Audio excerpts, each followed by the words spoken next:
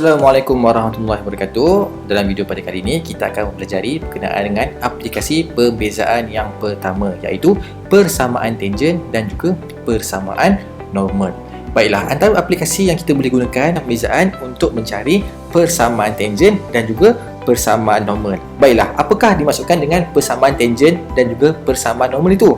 Alright, so kita tengok dulu. Kita tengok gambar dia. Okey, so contoh kita ada y sama dengan 2x kuasa 3 tambah 5.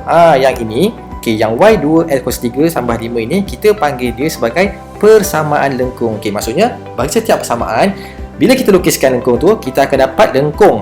Macam ni contohnya, kita akan dapatlah satu lengkung garis kan. Satu lengkung garis yang kita panggil sebagai lengkung. Yang mana y sama dengan tu, y dia tu kita panggil sebagai persamaan lengkung. Alright, so bila kita bezakan y, kita akan dapat dy dx. Alright, so apakah maksud dy dx tu? Okey, sebenarnya dy dx tu mewakili apa? Dy dx ni kita panggil dia sebagai fungsi kecerunan. Alright, so bila kita bezakan y jadi dy dx, apa yang kita dapat dy dx tu ialah fungsi kecerunan. Yang mana bila kita gantikan nilai x dalam fungsi kecerunan tu, kita akan dapat kecerunan tangen ataupun simbol dia ialah MT. Alright, so apa maksud tangen tu? Okey, macam ni. Contoh kita ada kat lengkung ni kan. Okey, kat lengkung ni kita ada macam ni. Kat lengkung ni macam ni. Okey, contoh titik sini kan. Okey, contoh kat titik ni. Alright, dekat titik tu kita akan dapat dua garisan. Yang pertama kita panggil sebagai garis tangen. Macam ni bentuk dia. Garis tangen tu maksudnya apa? Garis yang menyentuh satu titik pada lengkung tersebut. Kat sini lah. Okey, yang ini kita panggil sebagai garis tangen. Okey, manakala garis normal ialah garis yang perpendikular ataupun berserenjang dengan garis tangen. Alright, so macam inilah gambar dia. Ini ialah garis normal. Okey, so basically tangen normal ni kita akan gunakan balik formula yang kita belajar dalam tajuk geometri koordinat dalam tingkatan 4. Okey, so ini gambaran dia. Ini adalah gambaran di manakah garis normal dan juga garis tangen. Okey, maksudnya apa? Maksudnya sekarang ni garis tangen dan normal tu maksudnya persamaan garis normal dan juga tangen tu dia akan berubah-ubah. Dia berbeza mengikut tempat. So maksudnya kalau dekat sini persamaan dia lain. Bila dekat sini dia akan dapat persamaan yang lain. So bila dekat sini pun dia dapat persamaan dia yang lain. So maksudnya persamaan normal dan juga persamaan tangen tu dia berbeza mengikut kedudukan titik. Kedudukan titik yang kita gunakan. Maksudnya kita guna apa? X dengan Y kan. Okey, so kalau XY tu titik yang lain, so maksudnya titik yang berbeza akan memberi jawapan persamaan tangen dan normal yang berbeza. Alright, so sekarang ni untuk nak cari persamaan normal dan juga persamaan tangen, kita akan carilah dia punya dy dx ataupun kecerunan tangen. Dan untuk mencari kecerunan normal, kecerunan normal kita akan gunakan simbol mn. Alright, nak cari mn tu kita gunakan balik formula yang kita dah belajar sebelum ni, iaitu m tangen darab m normal sama dengan negatif 1. Okey, boleh follow ya. Okey, akan tengok contoh macam mana caranya untuk mencari persamaan tangen. So sebenarnya ada step dia lah. So kamu hanya perlu ingat step dia dan kamu pasti akan dapat jawapan yang tepat. Baiklah, step yang pertama, nak cari persamaan tangen. Okey, tangen dulu Okey, so first step ialah kita akan cari apa? Cari dulu dia punya dy dx ataupun kita cari dia punya fungsi kecerunan. Ingat ini baru fungsi kecerunan, belum lagi kecerunan dia. Okey. So yang step yang kedua, barulah kita cari dy dx ataupun kecerunan tangen. Maksudnya sekarang ni kita cari pula apakah kecerunan tangen pada titik yang kita nak cari tu.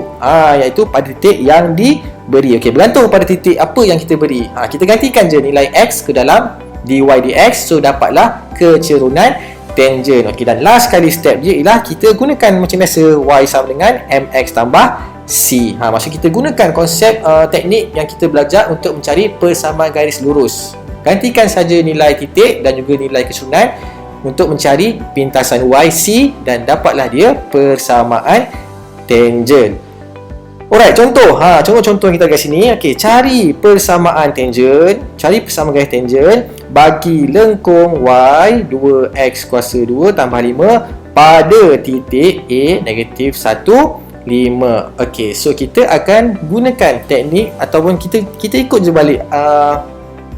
Kita gunakan step yang kita dah belajar tadi kan. Okey, so first step. Okey, apa first step? Okey, first step nak cari persamaan tangent. Step pertama ialah kita cari dulu dia punya dy dx. Okey, so kita bezakan dulu dy dx. Kita dapat dy dx. Okey, so 2x kuasa 2 tambah 5. Kita bezakan akan dapat 4x. Alright, so dapatlah step yang pertama. Ini kita panggil sebagai fungsi kecerunan. Okey, step yang kedua. Apa step kedua? Tengok, cari dy dx pada titik yang diberi. Okey, so sekarang ni kita carilah nilai mt ataupun kecerunan tangent pada titik yang diberi. Okey, apa titik dia? Titik dia negatif 1, 5. So kita gantikan nilai x sama dengan 1 ke dalam x tu. So kita dapatlah 4 darab dari 1. So dapatlah kecerunan tangent dia ialah negatif 4. Alright, so kita dah ada dah m tangent negatif 4. Baiklah, so step yang seterusnya kita akan gunakan ymx tambah c. Okey, so step seterusnya kita dah ada dah m tangent sama dengan negatif 4. So titik yang kita gunakan ialah negatif 1, 5. Okey, so senanglah, kita boleh terus gantikan dalam ymx tambah c. So ymx tambah c. Okey, so y dia 5, m dia negatif 4, x dia negatif 1 dan c dia kita nak cari. So kita cari c dia, kita akan dapat 1. Alright, so sekarang ni kita dapat c. So baiklah, so jawapan akhir dia ialah y sama dengan negatif 4x tambah 1. So inilah dia persamaan garis tangent yang kita cari. Okey, faham So ini yang pertama. Okey, yang kedua. Okey, yang kedua kita akan macam mana pula untuk mencari persamaan normal. Baiklah, basically teknik yang sama juga, cara yang sama, hampir sama, cumanya untuk mencari persamaan normal, kita kena cari dulu dia punya kecerunan normal. Ingat, nak cari persamaan normal kena guna kecerunan normal.